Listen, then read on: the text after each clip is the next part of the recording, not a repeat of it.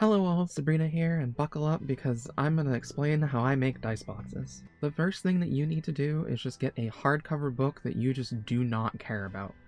This book is going to be glued, painted, cut up. Seriously, if you have an attachment to this book and you want to read it again, do not use that book.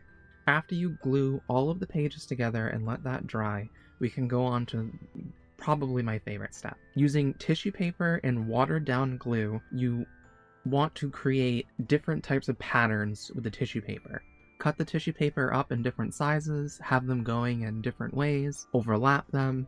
Basically, the more texture and variety that you can get will help when you go to paint later. In order to hollow this out, you can do this a couple different ways. I have done this by hand with a knife. It is possible, it is a pain in the butt, and I have wrist problems. There is a much easier way, but you will have to buy a tool unless you already have it. I already had this random oscillating multi-tool because I've used it in woodworking and a couple other things. This cuts through the book so much easier. It does vibrate your hands a little bit, so it can kind of cause a little bit of wrist pain, but it doesn't hurt nearly as much as sitting there and cutting this with a knife over and over and over again for an hour.